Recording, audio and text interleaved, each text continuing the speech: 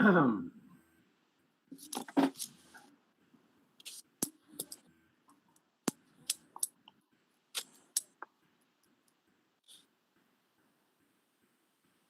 there's no way to know when we're live. We are now. Okay.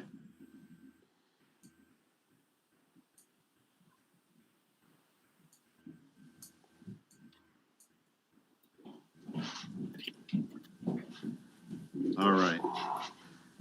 Thank you, everybody. I want to call this meeting to order. The Berlin Board of Education, welcome to the meeting from March 23rd and our very first virtual meeting. We've entered an unthinkable new age. We're going to start off our meeting tonight with the Pledge of Allegiance.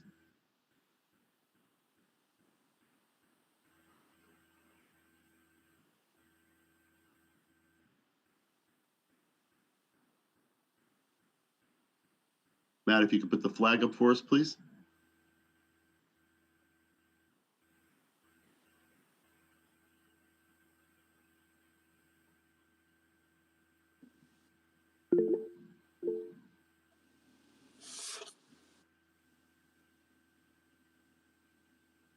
All right, everybody ready? We'll say the Pledge of Allegiance together.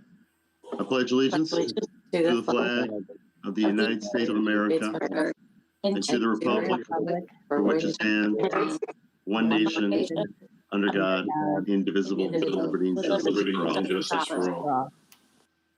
All right, as important and as nice as that is to say that, that sounded very strange from my end. So as we're trying to play with this virtual world that we're living in right now, it's a little odd having everybody speak at one time. I don't know how well that came across. All right, everybody, before we actually get to the agenda, I want to say a couple of things. Obviously, the virus has landed us in a place that no one could have foreseen.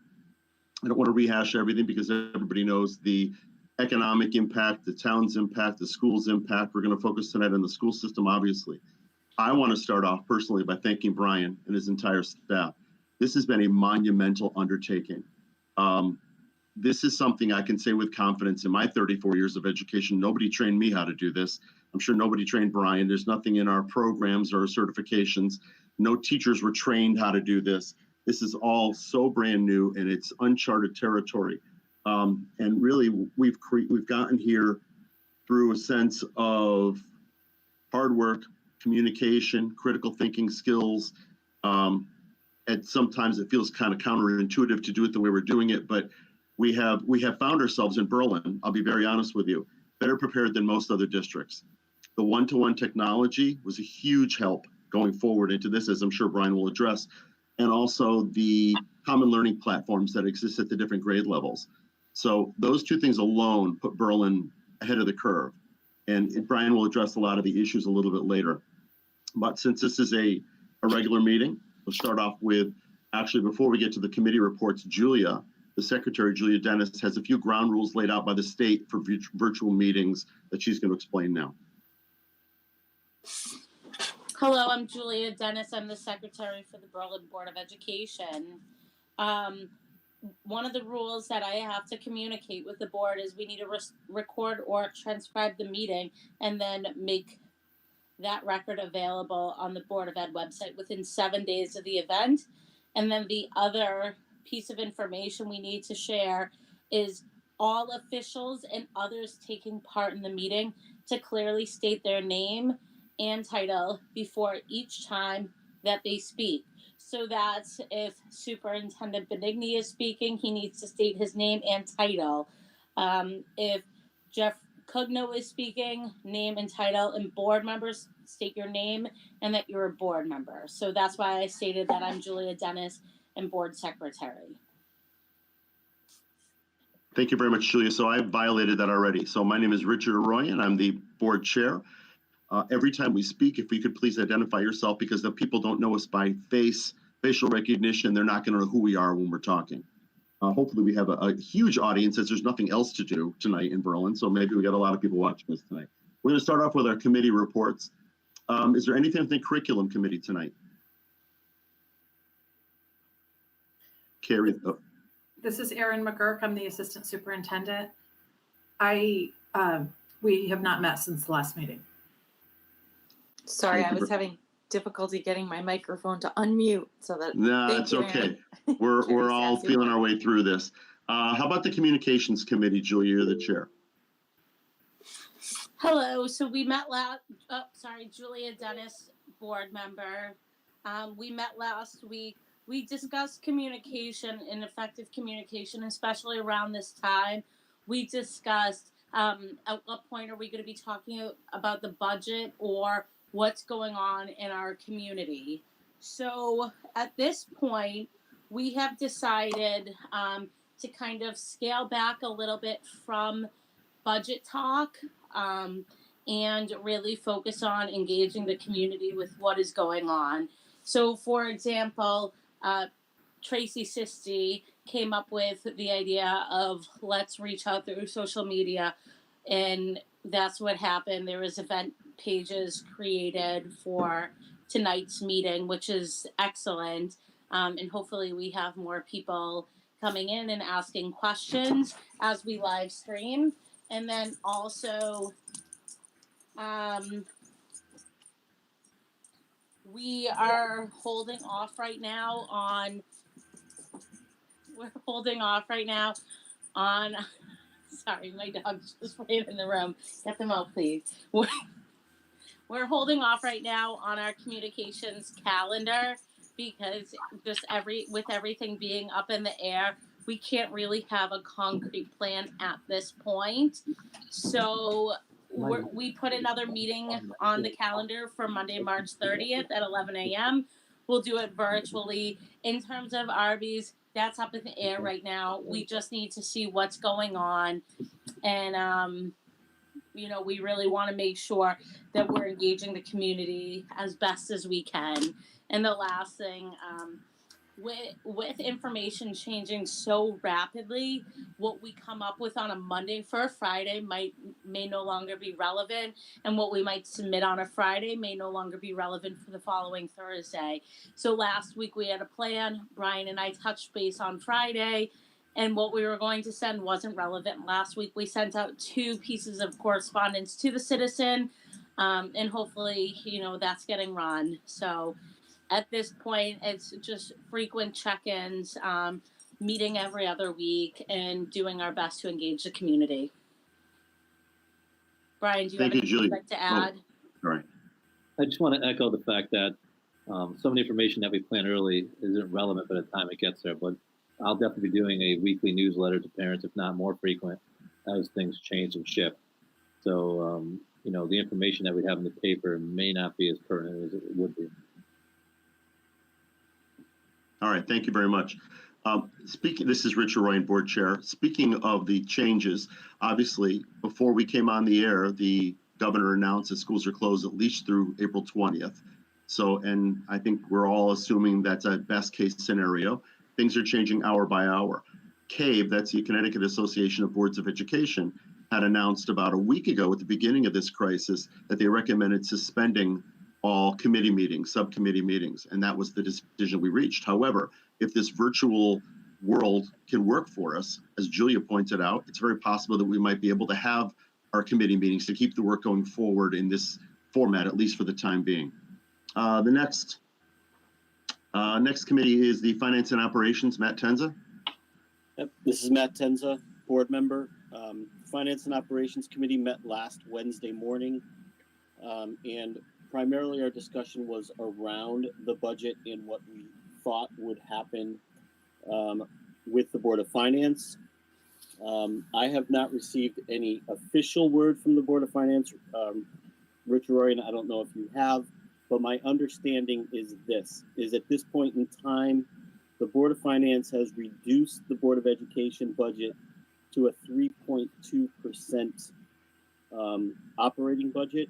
It's about a $940,000 reduction, somewhere around there.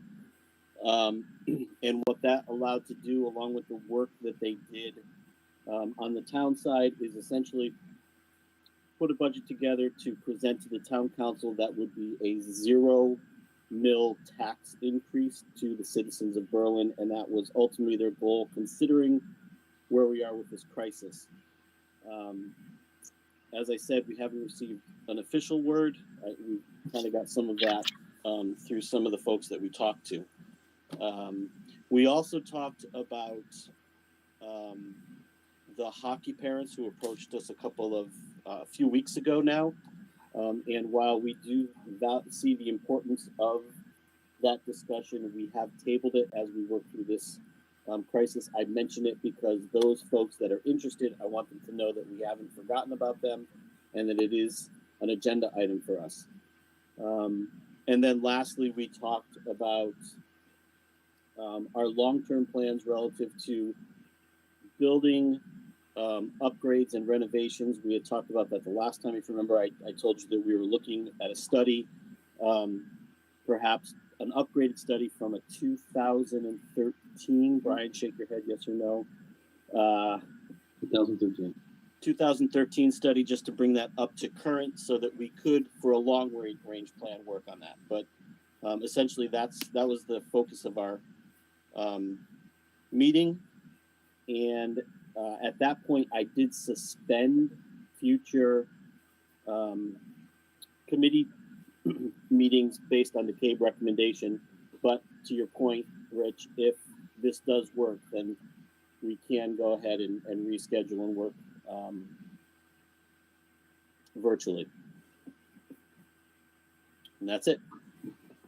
Thank you very much, Matt. This is Rich Ryan, board chair again.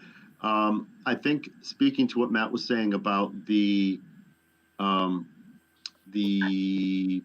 of Finance, I spoke to Samuel Maglio. You're correct. They've cut us down to a 3.2% increase, and they have forwarded to the mayor, as I've spoken to the mayor also in the last couple of days, a 0 mil increase.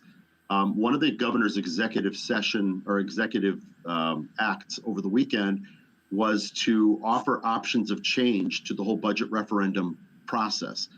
That has nothing to do with us. That'll be the mayor and the town council making a decision how to go forward on that. And they told me that they hadn't yet made any decisions going forward if they were planning on postponing the referendum or getting rid of the referendum in process. The governor has opened up a lot of leeway for this. So we'll be in contact with the Board of Finance and the town council very closely as we go forward. All right, thank you very much, everybody, for the correspondence. Oh, Brian, I'm sorry. Do we have any correspondence tonight, Brian? The only thing I'd like to share is that I received an email today that the McGee Media Center for the Follett Challenge had received $15,000 for their Quest program. So that's some good news before share with you. Nice to get some good news there as well. It's very good news in my house. They have to identify yourself before you say how good of news it is. Sorry, this is Adam Selena, board member. My wife is All very right. happy. Congratulations to Danielle and the McGee Media Center. Thank you. All right, we're in for a different, this is Richard Ryan again, board chair. We're in for a very different audience of citizens tonight. Obviously, there's no public attention. They are watching us. I'm sure we have dozens of viewers right now live on YouTube. However, we put out, thank you to Tracy and the Communications Committee, we have put out the option of submitting questions through email or through a submission process on Facebook. And we did get somebody who submitted some questions. So, Brian, I'm going to pose you a few questions with the name of the person. Some of these questions are no longer relevant based on the governor's announcement today, but I feel I'd like to announce all of them anyway, and we can figure out some of these. I'm sure you may very well address in your conversation that you're going to hold as well. The name of the person looks like it's Cornell Boudria. I don't know Cornell. I'm assuming I'm getting the name right. I apologize if I'm mispronouncing it. The first question Cornell asked is, are you considering extending school closure beyond March 27th? Well, the governor addressed that just now for us. We're out until at least April 20th will be the last day. And again, I think a few weeks from now, we'll find out even more, as we're not sure whether that's going to be enough time to get through this crisis. Brian, for you, how and when will parents be notified of these types of decisions with the school calendar? Brian Benigni, Superintendent of Schools. At a minimum, parents will receive a written communication weekly. They'll also receive messages through School Messenger. And I encourage parents to go onto the website. Once information is made available, we'll immediately post it on the website daily. So if there's new releases from the governor, the Commissioner of Education, or something changes, the website will note that change. There's a link on the front page, COVID-19, that takes you to any correspondence that have been put out either written correspondence and also the latest news. Thank you very much. The next question, this is Rich Royan, Board Chair. Actually, I'm not sure we want to answer it in the format that it's asked, but it asks, does the janitorial staff get compensated when they work after hours or during these closure times? Brian, I think to their point, it might be, we have decided as a school board that we're going to continue paying our employees, finding active things and effective use of their time.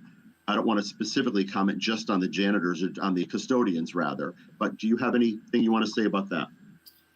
I could definitely comment on the custodians and the other personnel. The custodians are considered maintenance staff, and with those maintenance staff, they are within the buildings, cleaning the buildings as such. Based on their contract, if they do need to work additional hours, they'll be compensated based on their contract. There have been days where we did not have custodians in prior to having to clean the building where we did compensate them. But overall, we're looking at all staff members working, whether they're working from home, even paraprofessionals working and interacting with students via online as we're doing this evening. So we're looking at the board's discretion, looking at keeping people whole, just shifting the tasks that they're doing. We have food service workers that are providing lunches and breakfast Monday, Wednesday, and Friday. We have IT staff that have been in on the weekend. We've had security staff in on the weekend.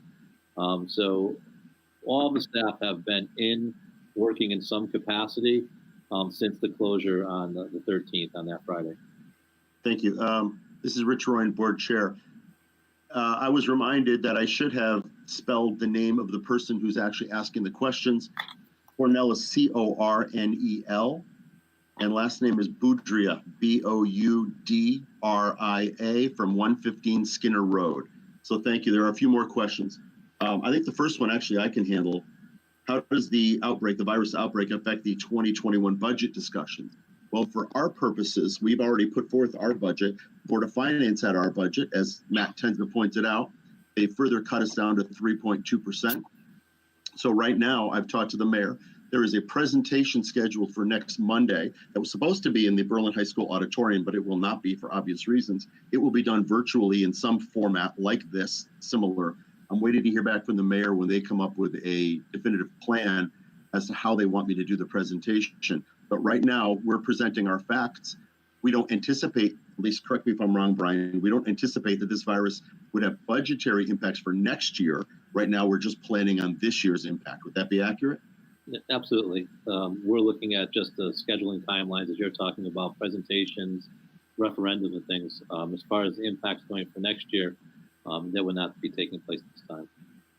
So the next question, again, Richard Ryan, Board Chair, actually may speak to Aaron's discussion of the distance learning, because the question is, so we may just want to table till it gets around to Aaron. Are there any project-based distance learning initiatives planned for elementary, middle, and high school grades? Dr. McGurk, would you rather wait a little bit and discuss that as a whole, or do you want to answer that one specific question? Why don't you wait? This is Erin McGurk, Assistant Superintendent. Let's wait and see if it's answered in my presentation, because I believe that I will address that. Thank you very much. Again, Richard Royan, Board Chair. One last question, and I don't know how we can answer this, but I thought this was the most interesting question of all. So this person asks, what gaps in e-learning are you experiencing now? Well, we just started the process, but here's the bigger one. And how can the community get involved? I like the idea that we're trying to approach this as a whole community. I don't know if anybody from the school system may be able to address this, any of the district leaders. How can the community get involved? Brian Benigni, Superintendent of Schools. I think the number one thing the community does is have patience, which from the emails I receive, most parents and students have been great. As staff shift in a relatively short amount of time with limited training, and I think that patience goes both ways, patience with the staff and also patience with the students, because it's also new types of learning for the students. We will be fumbling through some things. In the end, I will be in a great place. I think the staff has put a tremendous amount of time and energy building the resources in a short amount of time, and the collaboration that's gone on has been, immeasurable. So it'll be interesting to see when we roll things out on Wednesday, the progression. And we often look at things in 2-week periods to say, okay, we're here now. but I think where we'll end up now going back on April 20th will be much different than where we started. So how the community get involved, if there's resources that they're aware of, once they start communicating with their children and their teacher, to realize it's a work in process. It's not, we're not going to be at the pinnacle initially. Thank you very much. Richard Roy, Board Chair. And I think, Brian, that's a very good segue into our next piece of new business. This concept that, as I believe I mentioned earlier, we have built a virtual school from the ground up in less than a week's time, which is a miraculous accomplishment. And we're not even there yet. So there are changes every day, the governmental changes, local changes, budget referendum changes, governor changes, medical changes.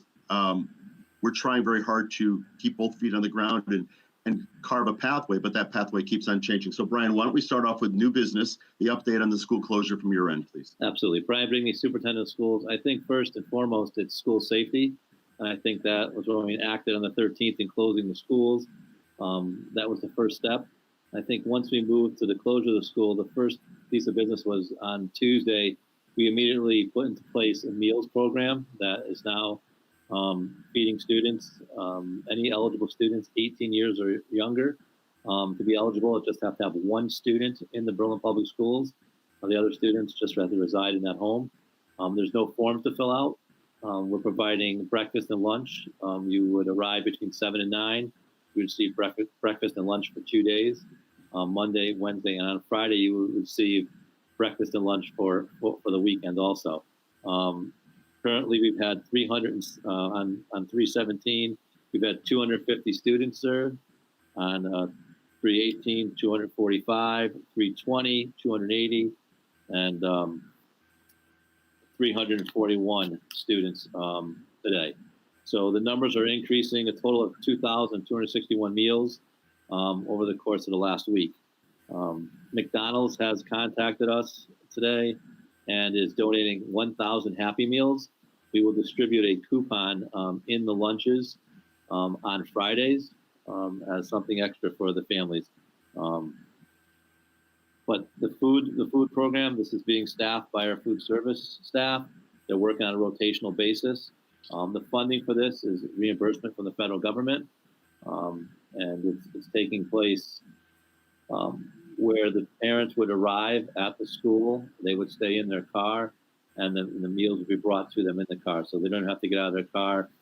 Staff are wearing gloves and taking extreme measures, but it's functioning well at this point. I have parents email me daily asking about the program and is it going to stay, despite the governor's request to stay in, will it still be available? And we are keeping that open, and it will remain open. Next, I'm going to speak a little bit. I know Dr. McGurk's going to talk about distance learning, but a little bit about, we had a waiver that we applied for, which what that really does is just clarify. The waiver allowed us to count school days where learning was taking place outside of the school, which allowed us to stay to our original calendar. That being the case, later on, the commissioner offered the waiver to all districts. So the days that we've been out of school, that students have been provided with work and there's been learning going on, those days will count towards the overall calendar. That being the case, our school calendar this year, we had a graduation date, a closing date on the 17th.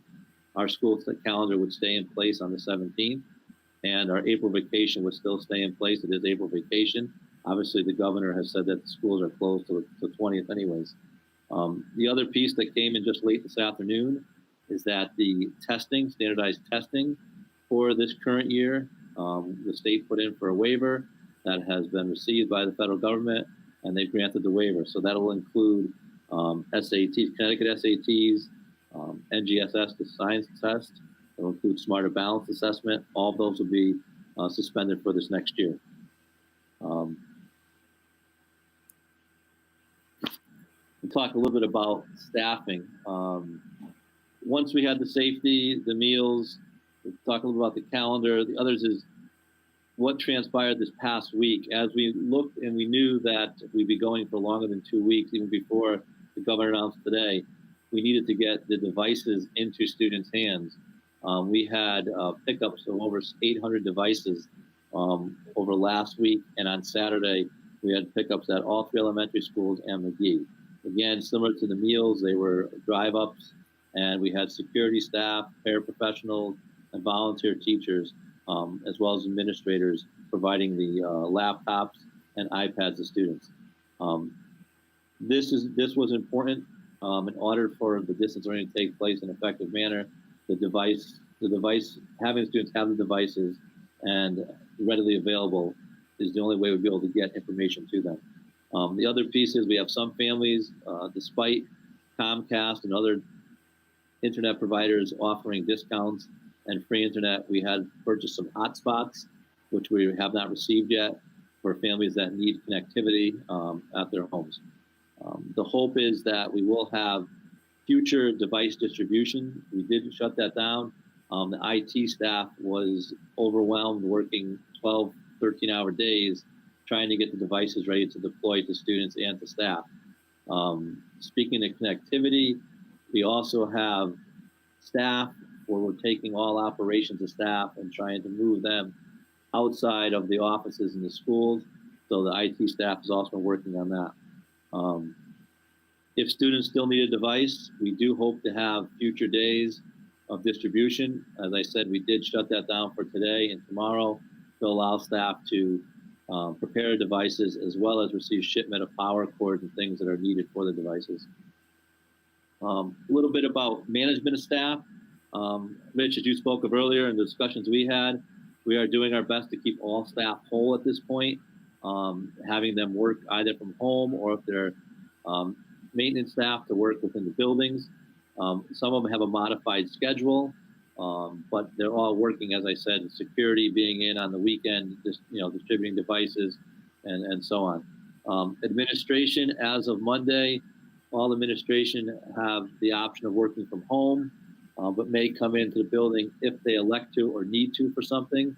We really tried to do a management style where each cabinet member, each administrator working with their direct subordinates underneath them, if they need them to come into the building to accomplish a task, then they could request them to, but we asked them to do their best to not have them come in. Putting that measure in place meant that devices had to be deployed. We had to purchase some VPNs, which are a direct line, so that secretarial help as well as administrators could access their computers from home. Teachers, their badges have been turned off to enter the building. They were allowed to pick up items over the weekend, provided the administrator was there, and last week. Paraprofessionals, we're deploying devices to paraprofessionals to work with their students online virtually. We hope to have that up by the end of the week. I talked about custodial staff will be working daily at this time. IT staff have been reporting to work. We understand that they will work remotely at some point, but right now it's a matter of getting the devices out to all the staff and students to where they need to be on hand in the district. Clerical staff will be working remotely, again against administration needs in the buildings. Security staff will be monitoring all the buildings on a daily basis. They'll be in the buildings at times and checking the buildings. So I think we have a good plan about how the staff will function. It's been a huge shift from where we were, but I think the part that this weekend really showed on Saturday, we had staff in at 6 o'clock in the morning, and we probably had over 65 people here that were volunteer teachers, paraprofessionals, security staff to accomplish handing out the devices to parents. I just want to reiterate that the best way to contact and so that parents can reach out or students to whether it be the school or an individual, email is probably the best way to contact and to get immediate response. The phone systems and voicemails will be checked. Some of the phone systems, the newer phone systems, have the availability where if you leave a voicemail, it rolls to your email and to check the email, but I think email would be the best way to respond. If you have any questions that you want answered, there's a COVID-19 email that you can click on right in the access through the website. That rolls right to my email. Many parents will email me directly. I try to respond as soon as I can when it comes on my phone. whatever that may be on the weekend or nights, whether it be about the meals or a device or any other questions that they have. If you leave a message, I'm sure that someone will get back to you, but it may be 24 hours or so before they check their email, check their voicemail.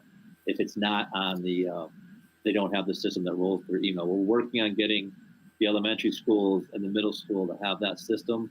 But as you realize, a year ago, we had the phones upgraded, and now they're able to do it. So the system has not been fully implemented to be able to do that. I think the bigger shift I'd just like to talk about is the oversight that will take place of the teachers and the learning that will take place. I just encourage, as I said earlier about the patients, it is a new realm for all of us, and it's a matter of a week that we're shifting our whole learning platform. And I agree with what Rich said. Having Atlas Rubicon and a curriculum in place is wonderful. Having, the connectivity and the use of technology that's present, having Schoology as a learning management system, 612, has all set us up to be able to be ahead of designing it. But there's a lot of work in the way we're structured, that there's continuity of instruction as well as consistency amongst the various grade levels. But it's been very, very encouraging to see what teachers have already put together and how much people have collaborated in an effort to provide students with, continued learning. So I think we're in a good place. I think we have a good structure set to move forward. We met this morning with Zoom, very similar to what we're using here with Google Hangout. With Cabinet, each principal has had a Zoom faculty meeting, or will have by tomorrow. So they're also learning how to communicate now, given the situation that we're in. So I'm very optimistic about moving forward. I feel that people have taken some very big hurdles and steps forward to continue to provide education to the students. So I'd like to, if there's any, I know I'm speaking to you, Rich, but other board members, if you have questions, I'd definitely like to entertain those at this time. Let me just say one thing quickly. This is Richard Royan, board chair. And then if anybody else has any questions to Brian, before we go to Aaron, I'll leave the air for a moment. I didn't really make a big enough deal out of the beginning of this. I said to Brian and the staff of the schools, but what you're explaining to me is incredibly impressive in terms of the dedication, describing the dedication of the employees of the Berlin Public Schools. The idea that people were there at 6 in the morning, that we're giving out these meals to families in need. And it isn't just the families who maybe got a free and reduced lunch. Now we're talking about an economic impact way beyond what anybody could have anticipated initially 2 weeks ago when this whole thing broke. The idea that people have come together for the Chromebooks to get the technology out to people, the hotspots, as you talked about, trying to figure out every little nook and cranny where any child could get lost in the system. The teachers are on the front lines of this. This is all so brand new to them, and methodology in terms of how they reach their students. But behind the teachers, and it's not to finish what the teachers are doing, behind the scenes, the administrators' whole job performance has been flipped completely upside down. The paraprofessionals, the cafeteria staff, I'm going to forget people, the custodians, the secretaries, everybody. I do want to give a special thank you to the IT guys who helped us put together this program tonight, and who've actually been working overtime like crazy behind the scenes, making sure that everybody is served as well. Does anybody have any specific questions for Brian and what he presented before we hear from Aaron? I have a question. I'm Julie Dennis, board member. Brian, when you talked about the waiver of standardized testing, have you received anything from College Board regarding AP testing? Brian, I'm able to answer that.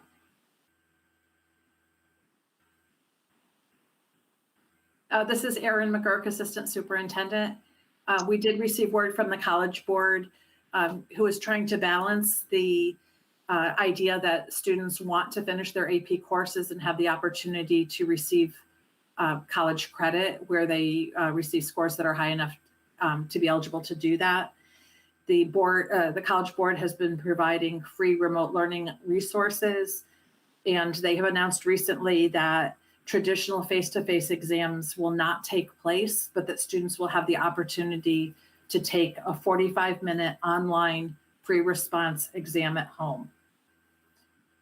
So the good news for our students that are taking AP courses is that they will have an opportunity to earn that AP designation. Thank you very much, Sharon. Does anybody else have a question for Brian? I do have a couple of questions. This is Tim Oakes, board member, but I'm a little concerned that Brian may not be part of the meeting right now. I'm here. Can you hear me, Tim? Okay, now you're back. Okay. So a couple of questions. Again, Tim Oakes, board member. First on the breakfast and lunches, are we doing any vetting on the free and reduced, or is it just open to anybody who comes up to get a lunch?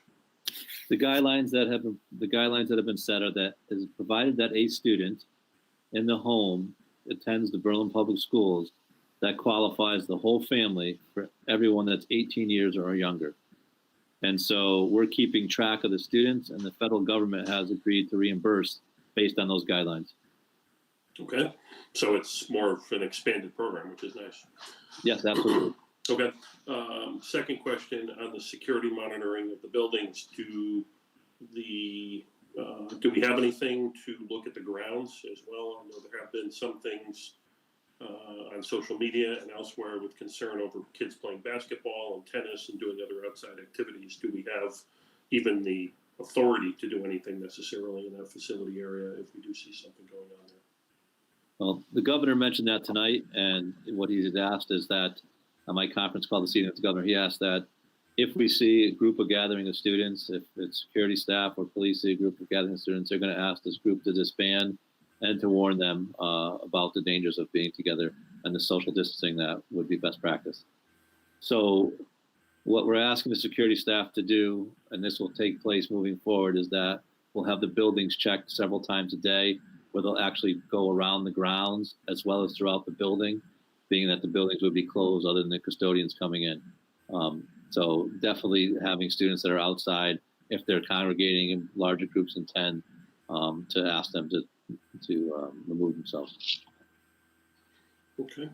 Last question, or just kind of a comment based on what you said about methods of corresponding with you and others in the district, teachers, et cetera. I think it's important to point out to everybody who's watching this that email is probably the best response, but probably fair to say it's not going to be an immediate response. As we move forward, teachers are certainly going to start to be teaching more frequently, and they're going to be tied up educating kids and students as well as you guys dealing with other things. I just don't want the public to have a sense of email equaling an immediate response. It definitely could be a short delay. I would hope that you're probably in agreement with that.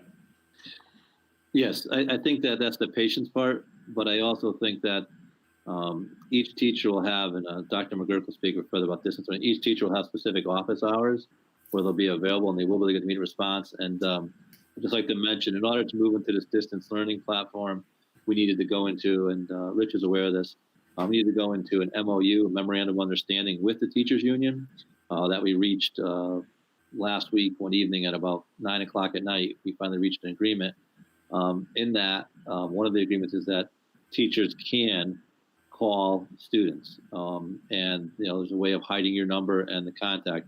I thought it was very important that teachers make that personal contact, and sometimes a phone call is warranted, and it can't just be via email, especially at the elementary level. And the importance of using some type of communication tool, as we're doing this evening, where students can make the connection with their teacher, see their teacher, hear their teacher. That personal connection goes a long way, as we know. And so when you get into this virtual environment without the personal connection, we need to stress that that's still important. Fair. I didn't do it every time. Rich, I apologize. This is Tim Oakes, board member. I will yield back to you and others who may have some questions. Thank you. Thank you very much. I don't know if anybody else, are there any more questions for Brian? You can come back to it later if you think of something later. I think we'd like to hear from Dr. McGurk right now on the distance learning plan. Sure. This is Erin McGurk, Assistant Superintendent of Schools. First of all, I'd like to say something that I think echoes some of the comments that Brian and Rich have already made, and that is that we left school 10 days ago thinking and hoping that we would be back in session at the end of the month. And when we left school for the 10 days, we asked teachers at the elementary school to provide packets of materials to maintain student skills and to extend their learning. And we asked secondary, middle school, and high school teachers to post assignments, resources, and activities into the online learning platforms that we have. Everything has changed almost every day since then. And in part of our planning, while we started to think about distance learning over a longer period of time, we also had some constraints around that were in place until we had reached the entered into the memorandum of understanding with the BEA. As I get started, I really want to give a shout out to the teachers that have been working so hard behind the scenes to be ready to launch this on Wednesday. And I also want to thank the building administrators, our district supervisors, our district directors, Cara Watson and Lori Jerpin, and Linda Holian and the special services staff. They have been going above and beyond to take care of every detail of this planning, to think about how to help us divide the work equitably across the staff, and to create a plan that allows us to move forward smoothly starting on Wednesday. So let me just say a little bit about where we are in terms of thinking through this plan. One of the things that we've kept in mind in terms of our sort of goals and guidelines is the idea that we really need to build out relationships and to continue to work on the relationships we have in students, helping them feel connected to us when they're not able to be physically in our classrooms. And for that reason, we're thinking about easing in over this week, starting on Wednesday, so that teachers are trying out some of the platforms. They're reaching out to parents and to students to make those initial connections and to explain to them how the process will work. We're trying to set up things that have consistent routines and structures across the elementary schools and across middle school and high school at the department levels to do our best to make sure that things are as consistent across the buildings and across the departments as we can make them. We also are thinking about balance, and we've heard from a number of parents that their lives have been upended during this process, that people's schedules are changed, that many of our teachers are also now homeschooling their own children in addition to trying to plan for instruction, and families who have people working at home now. Everything has changed. So we're trying to be thoughtful about how much we're putting on families to be doing with their children. I will say that in this whole process, we have seen just an amazing amount of collaboration from our Berlin school staff and people at every level of the organization, department supervisors, department coordinators, team leaders, and point people at each level have stepped up to help coordinate across grade levels and across the schools. So just to give you an example of this, the 2 days on Thursday and Friday, the 15th and the 16th, the last 2 days that we were in school, no, that's the wrong dates. Whatever 2 dates were the last dates that we were in school, we pulled 2 teachers from each grade level, kindergarten, first, second, and then third, fourth, and fifth. Those teachers came together and created learning packets and activities for the entire grade level, so that when we pushed things out of school on Friday, every kindergarten student went home with the same packet, every first grade student, every second grade student, and so on. At the middle school and high school, the departments came together and made their assignments and materials as even as they could be across courses and departments. And we really tried to start off with that strong sense that we're all in this together, that we're going to collaborate and support each other. So to give you a general sense of how this is working, at the middle school and high school, the teachers are generally posting about 30 minutes of work/lessons, activities, assignments for each course that would typically meet during that day. We are having students submit work on a regular basis. As Brian, I think, mentioned earlier, the teachers will be having office hours, and we've asked this teachers to post hours that they are available on a regular basis where that's not during the instructional time, but in addition for students to be able to ask them questions or for parents to be able to ask for questions. At the high school, the assignments and lessons will generally be posted following the daily rotation. So if, for example, Wednesday is a day one, the classes that usually would meet on day one would have things posted that day. At the middle school, we've asked teachers who meet with their students daily to post things 3 to 4 times a week, and for the teachers that meet with their students less often to post 2 days a week. At the elementary level, we divided all of the staff members at each grade level to divvy up the subjects that they're planning and preparing lessons for. So for example, if you look across the kindergarten team, we assigned 3 teachers to work on kindergarten reading, teachers to work on kindergarten writing, teachers to work on kindergarten math, teachers to work on kindergarten social studies. And those teachers are planning and preparing lessons, activities, and materials for all of the teachers at their grade level. The teachers will push those out to parents using either Seesaw or Google Classroom at the elementary level. I want you to know that the plan includes all of our certified staff members being involved in this process in some way. So, for example, our art teachers at the elementary school divided up the grades. Our music teachers divided up the grades. They're posting. Our phys ed teachers have responsibilities. Our teachers who are support teachers, such as our reading specialists and math specialists, have been assigned to specific grades, and they are supporting teachers at that grade level by developing additional materials, videos, and resources, and by helping us to oversee the instruction that is planned at each of those grade levels. We created a master document for every department at the middle school, high school, and every grade level and subject area at the elementary school, and assigned a primary point of contact for teachers to pose questions to and to get support from, as well as an administrator who will be overseeing instruction in each of the content areas.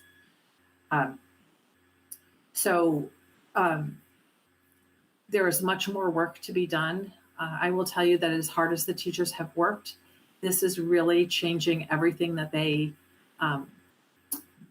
have been doing traditionally, and having people turn this around really on a dime in a very short time period. And I think that we should all be very proud of the teachers and the administrators in the public school system that are providing this high level of support for their students. Thank you very much, Eric. This is Richard Ryan, Board Chair. I completely agree with your sentiments on that. Does anybody have questions for Aaron? Can I just add another comment, Rich? Brian Benigni, Superintendent of Schools. Sure, go ahead, Brian.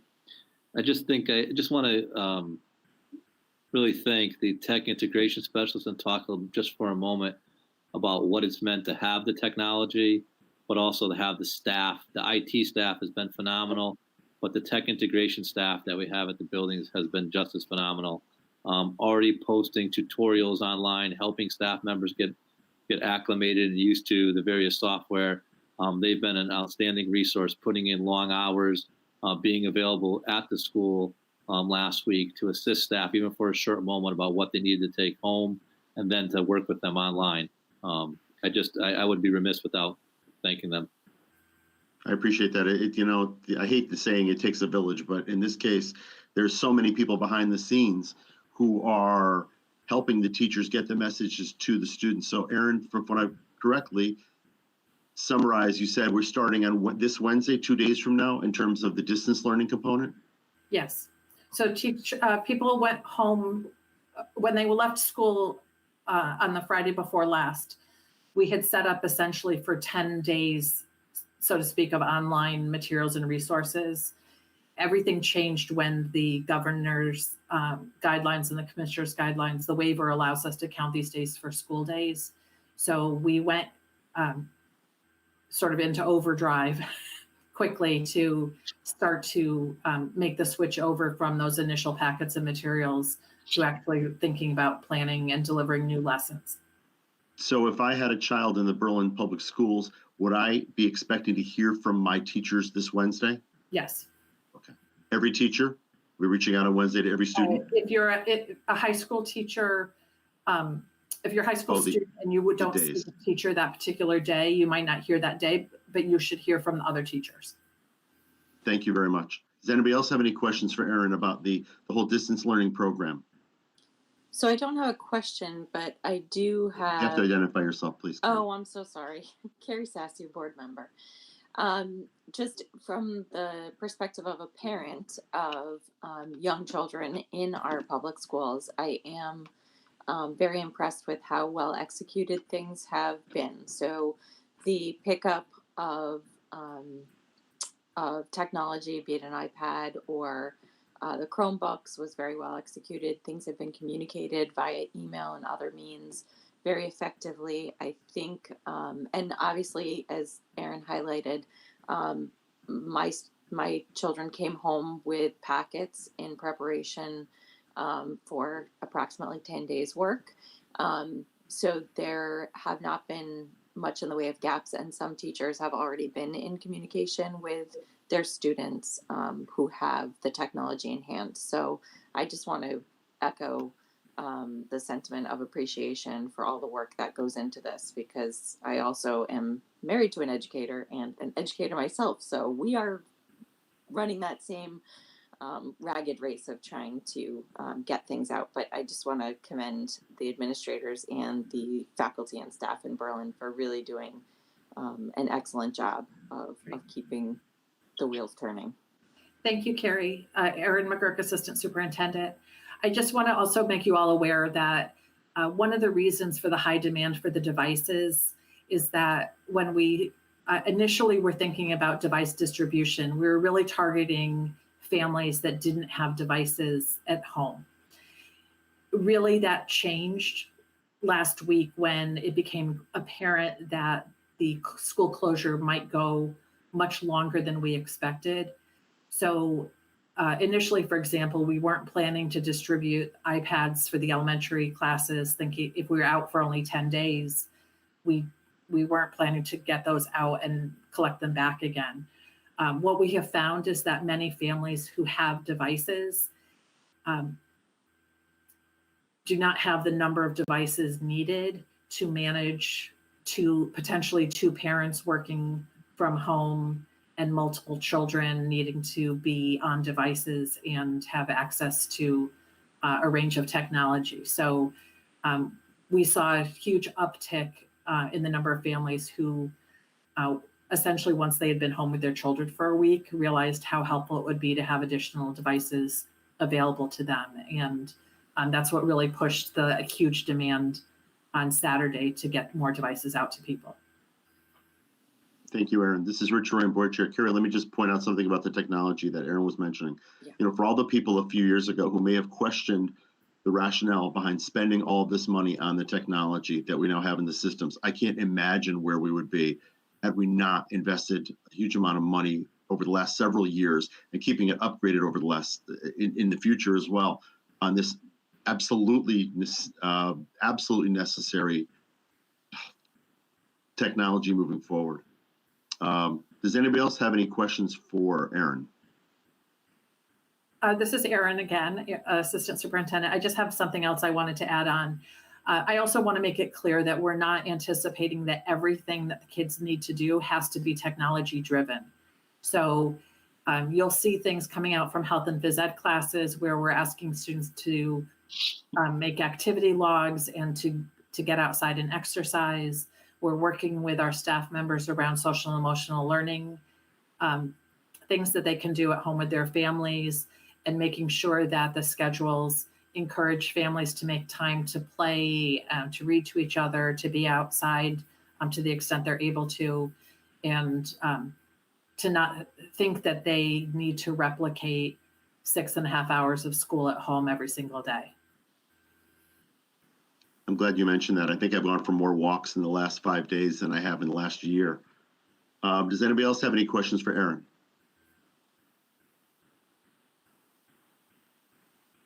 All right, thank you very much, Erin. I appreciate all that information. An incredibly complex situation involves our special education students. So I want to introduce Linda Holian, who is our PPS director. Linda, are you there? Yep, I'm here. Hello.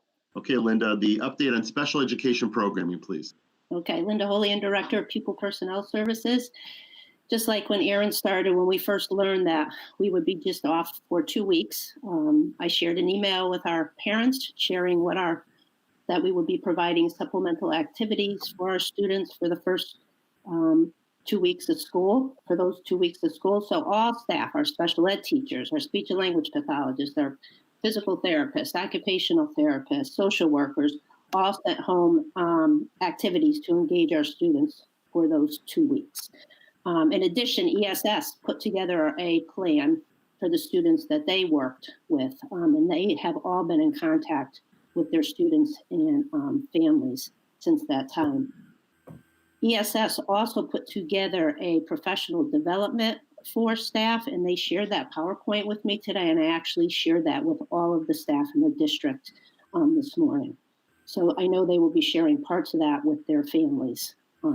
Just overall, how to deal with this, the anxieties that the students and families may be feeling. Since that time, I presented a plan from the PPS department regarding their roles and responsibilities moving forward. I will be sending a follow-up email to parents. I wanted to hold off on that because, as Erin says, everything keeps changing minute by minute, day by day. And I'm sure the parents are receiving a lot of emails from their teachers, so I wanted to hold off on that. But all staff are responsible for setting up office hours to meet the needs of their students and families. This is 2 to 3 hours per day. We want to make sure our families know that we're there for them in any way possible.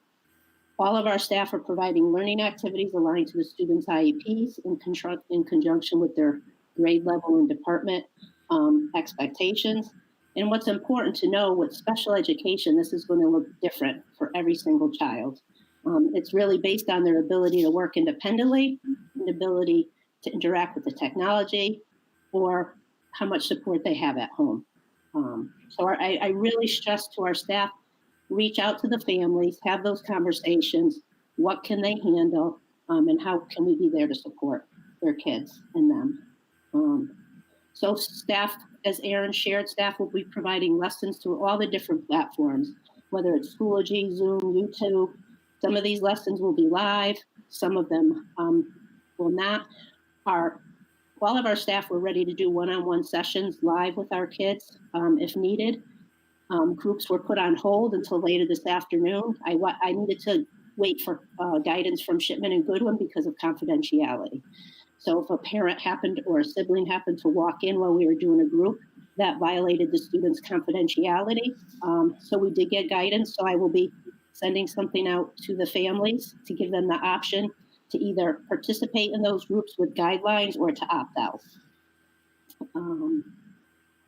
Our staff are in contact with the grade level staff where they will be part of live lessons and help support with accommodations and modifications where needed. Our teachers, a big part of special ed is that our teachers have to document the services that they're providing, whether it's information lessons being sent out, because we're gonna have to look at this if we're back in school in the summertime for summer school planning. We may have to provide summer school for all our students, depending on how much school we missed. We're really trying to get the paraprofessionals involved as well if they want to be involved. So some of them may be working directly with the students or just with staff. For example, our paraprofessionals that work with our social emotional program at the elementary level will each be assigned a student so they can connect with the kids live.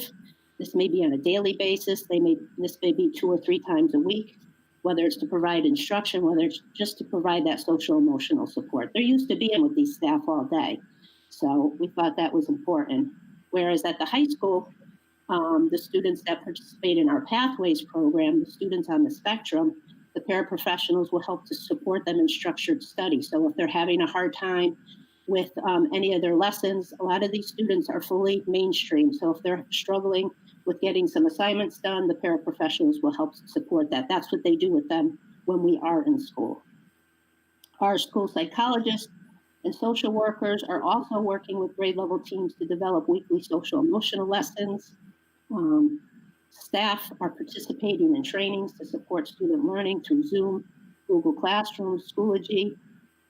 We moved away from Wilson reading program a few years ago, and now we're doing the Sunday system, which is an Orton Gillingham approach.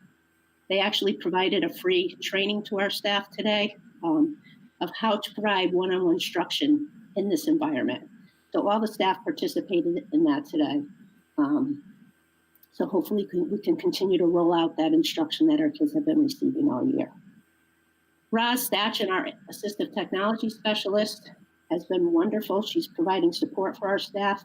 She heard from Read Naturally, which is a reading program that we've been piloting with our students this year. They agreed to keep our, extend our trial period to the end of April. So that's happening. Lexia is another reading platform that we use with both general ed and special ed. They share that they will give us license for every student in the district who needs it. Learning Ally is also another platform that we use with our students with a specific learning disability in reading. They also said that they would open it up to all students that struggle in this area. You no longer just need an IEP or a 504. Our board certified behavioral analysts have been in contact with our families, with those students that struggle with behaviorally at home, and also to provide teaching. They put together a training with our registered behavior technicians so that they could provide discrete trial with our students for those families that still want that type of instruction. This is really going to be neat to watch because our RBTs will have to actually coach the parents because you need someone sitting directly with those students to do this type of teaching. So it'll offer some nice parent training for our families and our kids. Some of our students do require the hard copies of materials. The technology just may not work for them. So our staff prepared big bins. We delivered those to the families on Friday, and we'll continue to have to do those deliveries for those students and families. Our out-of-district schools, every day I keep getting an email from a different out-of-district school where some of our students attend. They're also putting together these type of distant learning opportunities. So I know tuition was brought up earlier in the week. Our kids are continuing to attend school, so we will continue. The tuition isn't going to be a cost savings. Michelle, Cindy, and I have also been involved in a number of Zoom meetings with different departments. We're currently putting together a schedule to continue our weekly interdisciplinary team meetings with our staff.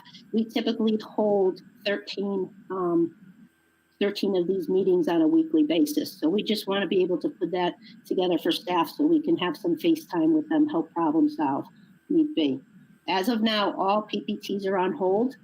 That's coming down from the state. So again, they're probably going to give us more specific guidance at the end of the week. But after talking to Alice O'Fonnell from Shipman and Goodwin, she says we should really be focusing on learning with our students and not so much about procedural and IEPs at this point. So new referrals have been put on hold, testing for kids has been put on hold, and PPTs have been put on hold. As Aaron started, we have such an amazing group of staff. They just all continue to work together. They're developing great lessons.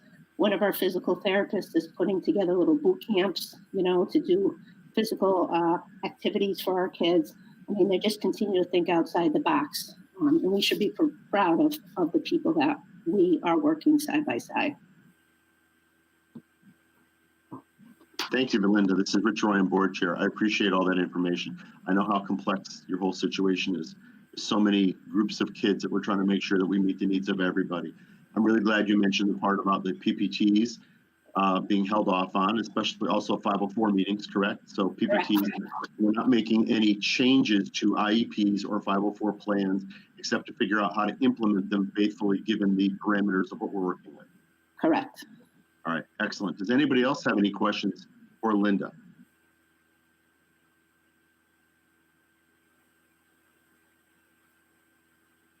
All right, thank you very much, Linda. I appreciate it. Rich, sorry, couldn't get to go the, no, not for ahead, Linda Tim. specifically, but just in general, before we get into the calendar, if I may. Tim Oakes, Go ahead. Board of Education member.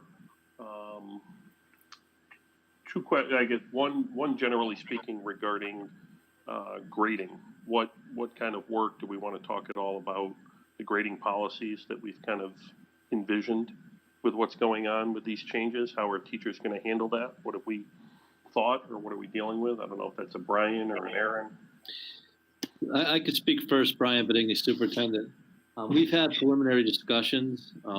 We've met as administrative council last week, and we've met with secondary for a brief moment. But we started those discussions, and we're still working on those, to be honest with you, Tim. At this point, we want things to settle in Wednesday and give teachers a chance and students a chance to acclimate. And then we'll have greater discussions. We have an administrative council meeting on Friday at 9 a.m. And I would imagine that afterwards we'll have some discussion with secondary folks to talk about where we're going to go with grading. Okay. This is Erin McGurk, Assistant Superintendent. We've just heard of a few other districts starting to go to pass-fail grading at their middle schools and high schools in particular.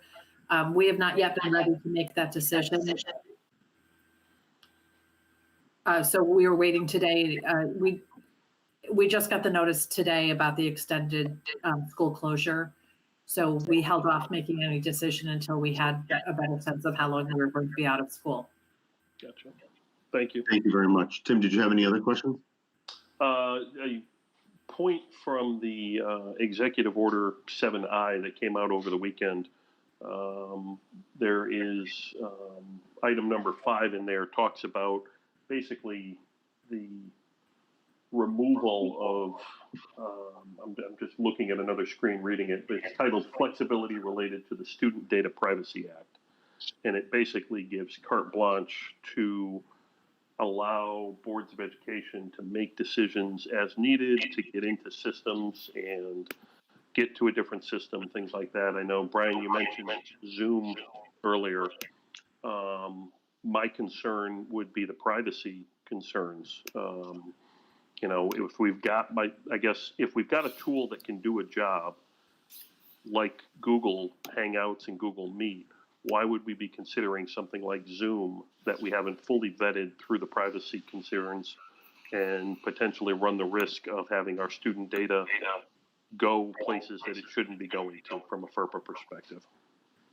This is Erin McGurk, Assistant Superintendent of Schools. We did.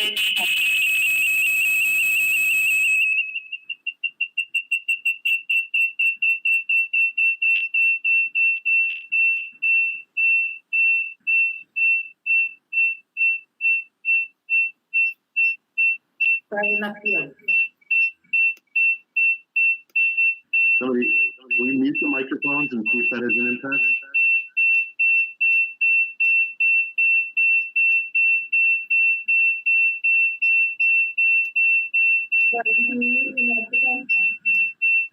Aaron, could you please mute your microphone? I just want to see if it's coming from your computer. I'm muted here.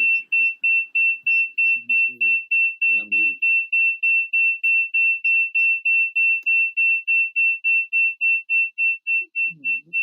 Oh, you're in here twice.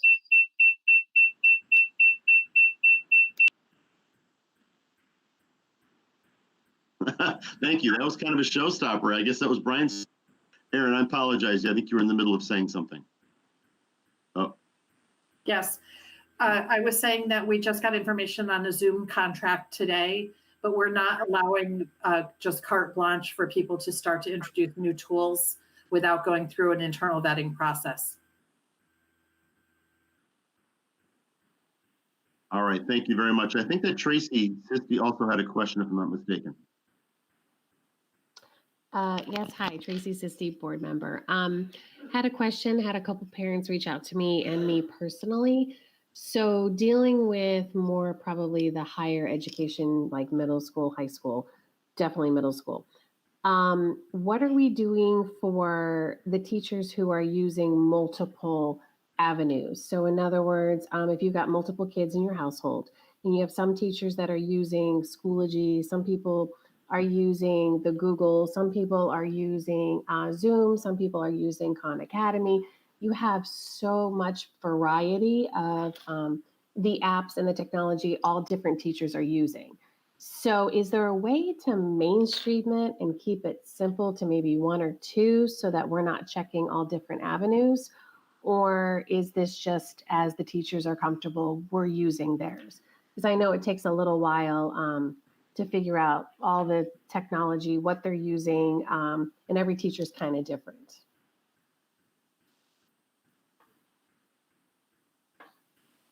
This is Erin McGurk, Assistant Superintendent. Thank you for that feedback, Tracy. My understanding was that people were posting things into a common platform, so there would be one primary check-in place. So that's good feedback for us to get to address that. Thank you. All right, thank you very much. Sounds like a work in progress as we go forward. Does anybody else have any questions either for Brian, if he's still there, as they're trying to figure out his technology issues? Aaron or Linda right now?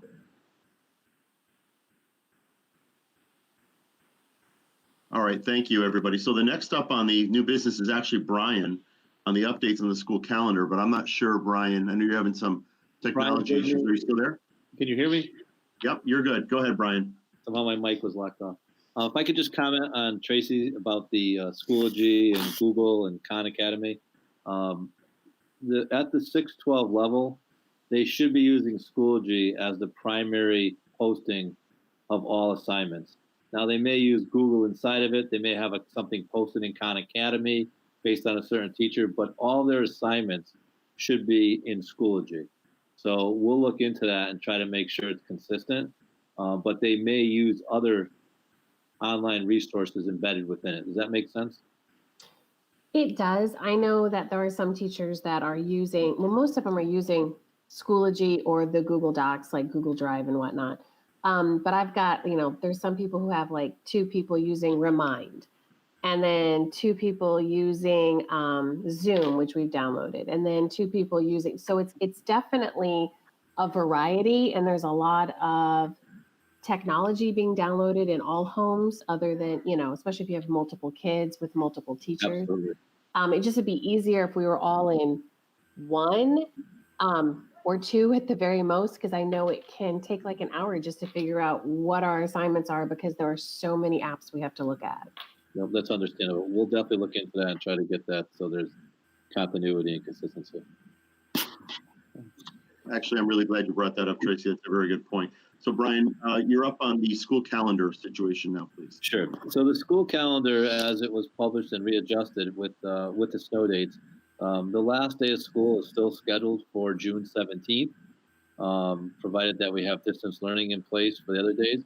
We do plan on having April vacation as it was scheduled for, so there would not be distance learning during that week. That would be April vacation, and hopefully returning back on the 20th of April. But the calendar, as it's published, will stay and remain, and graduation is still scheduled for Father's Day, which is 21st, Sunday the 21st, provided that we're at a point where we're able to have graduation as we usually do at Wealthy Hall. Thank you very much, Brian. Anybody have any questions regarding the school calendar? All right, seems pretty straightforward at this point. Somebody may come forward at some point and say, hey, listen, are you holding graduation on this date? The answer is that's the plan, but we don't know until we figure out where we stand with all this, even a month from now. We are going under the impression that this could last the entire duration. So that's kind of the transitional plan And if hopefully we're back and everything returns to normal, we can adjust it at that point. Brian, I think you're up also next on the, we already gave the breakfast and lunch program. Is there anything more you'd like to talk about on that? No, I think at this point I share with you where the program is, just to reiterate that its pickup is every Monday, Wednesday, and Friday. You're receiving meals for the next day and for the weekend, and it's 7 to 9 a.m. at Willard. And you just need to remain in your car and your amount will be served. Excellent. So at this point, we've kind of ended the new, I know there's one more new business piece to go. We're going to get to it. However, it really involves next year, so to speak, in terms of the impacts for the future. Does anybody have any questions on anything with the distance learning, with the calendar, with the school lunches, with the personnel issues, with the MOU, anything that you'd like to clarify on the current closure and the impact? Rich, may I? Yeah, please. This is Adam Salina, board member. It's not really a question, just more of a comment. I know it's been addressed before, but looking at what's going on in other businesses and people struggling to try to keep up with this current world, I just wanted to say thank you to all of you, the administrators, the teachers, everyone else, because it's amazing to see how quickly you've been able to accommodate the students and the current world we're living in right now on such a short notice, because it's taken the private sector a lot longer to get to where you are right now. So I just want to say thank you. Thank you, Adam. Anybody else before we move to Jeff on the last item tonight? All right, if anybody thinks of anything else before the end, I want to give everybody a chance to ask as many questions as they can. Next up on the new business is the Berlin Public School Facilities Condition Assessments. Jeff Cugno, please. Good evening, folks. Jeff Cugno, Director of Business Operations for the Berlin Public Schools. Back about a month ago, there was some conversation with the Finance and Operations Committee on where we were with the goals and some of the goals and objectives that were being discussed and how we could move forward with a more broader plan for our facilities. We do have 5 schools. A lot of things that can be done with those schools. And just as a little bit of history, back in 2013, we had facility studies done on all 5 of our schools by Fryer Associates. Fryer Associates is a very talented group out of Farmington in architecture, interior design, and master planning. They did a good job on those facilities, on the facility study. Actually, I might have made a mistake there. There was a facility study done on the 4 schools, not on Berlin High School. And we've had those studies. We've used them to do some minor improvements, a few major improvements. However, being 7 years old, they needed to be updated in order for us to come up with which was one of the goals and objectives of the Finance and Operations Committee, is a 10-year plan for facility improvement. So you have in front of you today, and I think everybody on the board did get a copy of this. On March 16th, we received a proposal from Fryer Associates on updating their facilities plan. It will be an update on not only Griswold, Hubbard, Willard, and McGee Middle School, but also to generate a new report on Berlin High School. So we have something current on all 5 of our facilities.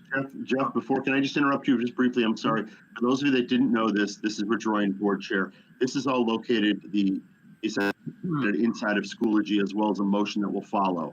So if you haven't looked at it yet, please do. Sorry, Jeff, go right ahead. Okay, so they do a lot of things with updates, and I won't go over all the items here and there, but obviously they identify what the maintenance is and code compliance and any potential hazards and so on and so forth. The idea is what we asked for in our proposal is or in our request for a proposal was information to provide in the final reports, so the town, who is also involved in our facilities naturally, and the Board of Education can look at master planning, look at things like deferred maintenance, and producing budgets for major facility improvements.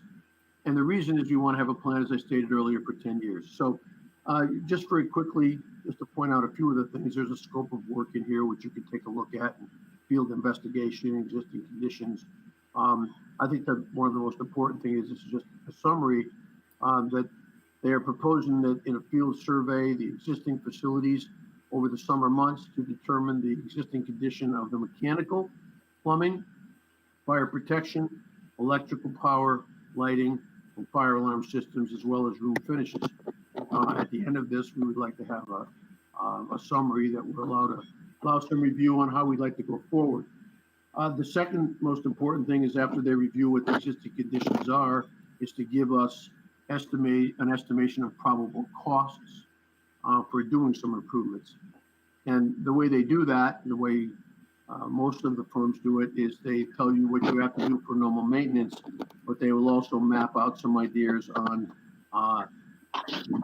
more overall improvements, how long it would take, what the evaluations would be, how to prioritize things with facilities, because of course, whether you have one facility or 5 facilities, you cannot afford to do everything at once. So it's a matter of good, efficient planning. They laid this all out in their proposal. They also talk about telling us at the end, talk about short-term maintenance and upgrades versus comprehensive building upgrades, and what the timeline would be for those and what the cost would be. This is a very normal proposal for facility updates and facility condition assessments. They are proposing the cost of approximately $31,500. That would include monthly expenses, supplies, meetings, travel, and communication. It's a lump sum. They also provide the appropriate drawings that are necessary. Their proposed timeline for this, they want to start in April if we'd like them to, and they would finish around the end of August with the reports in place to the board. And what you have in front of you today for consideration is accepting this proposal and giving the authorization to go forward. Thank you very much, Jeff. This is Rich Ryan, Board Chair. So before we have a discussion of this, we did a motion. So the motion is for consideration is in Schoology. There is one addition we need to make, and that we need to add Berlin High School to the list of schools that are in the motion. So if somebody could please check the, make a motion, and then we can have a comment. Rich, I'll make the motion. Thank you, Adam. Selena, board member. I'll make a motion, move to authorize the execution of a contract with Trier Architecture for a facilities condition update on Griswold Elementary School, Hubbard Elementary School, Willard Elementary School, McGee Middle School, and Berlin High School in the amount of $31,500, which is a fixed fee. I second. There we go. Thank you. Sorry, Matt, I didn't mean to cut you off. Matt seconds it. So now we have a motion and it's been seconded. Is there any questions, conversations directed to Jeff or anybody else?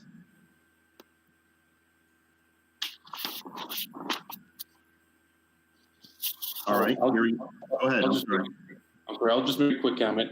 We did discuss this at our finance meeting. I mean, the schools are our largest asset, I think, for the town as well as just the Board of Ed. It makes sense to have an updated punch of where things stand right now with our current school system, so we can help create the capital plan going forward. If there are the ability to carry some funds over from year to year, as allowed by the legislature, at least we have a list to go back to figure out what the priorities are, and it just provide everyone with a good understanding of what the condition of all of our schools. Thank you, Adam. Anybody else? All right, let's see how we're going to vote on this. All those in favor, again, I'll say it. Hey, Rich. Yes. I would suggest you do a roll call. Roll call. Good idea. All right, let's do that. So all those in favor of the motion? Adam, Selena? Aye. Matt Tenza? Aye. Julia? Aye. Jamie? Aye. Tracy? Aye. Mary Ellen? Aye. And Carrie? Aye. And Tim? Aye. And I'll vote aye as well, so it's unanimous. Okay, the motion's been passed unanimously. And we are at the end of our agenda. Before we sign off, I'm going to give people a chance to, well, actually, before I say my little piece at the end, does anybody have any parting comments, any questions that occurred to them after the fact? Rich, this is Erin McGurk, Assistant Superintendent. I just want to let you know that I checked the online question submission and there are no additional questions submitted. Thank you, Aaron. So at this point, hearing no more conversations, I just wanted to reiterate, I want to thank everybody for your patience in dealing with this. This actually worked, I think, better than certainly I could have hoped. It was a very effective form of communication. We got a lot of important things out there for the public today. From what I'm hearing, we were somewhere between 25 and 35 people on YouTube watching this live. Hopefully other people will figure it out later as well, and they'll watch it. It's the best way we have to push information out right now. In my mind, Board of Education and the Berlin Public Schools have worked in a partnership right now to make the most of what was an unthinkable situation just 2 weeks ago when we left on Friday the 13th. We're going to continue to do so. We're going to continue to monitor the financial situation with the town. I said I was in contact with the mayor a couple of days ago. I'll be in contact and when they determine the methodology that next Monday's presentation is going to have. And then when they come up with a plan for how they're going to push out the referendum, I hope that we can hear the voice of the people in that referendum. We're all going to work in tandem with each other. This is a very difficult situation. We're all going to get here together, and I'm proud of everybody in the work we've all done. Anything else before we adjourn for the evening? All right, in that case, do I have a motion? Move to adjourn. I'm also curious when the cookies are being delivered to each house. Already were delivered. We missed those Girl Scout cookies. We're delivered already. I second. All right, moved and seconded. All those in favor? We don't do a roll call again. Aye. Aye. All right, thank you very much, everybody. I appreciate your time. Thank you. Thank Thank you. you. Thanks.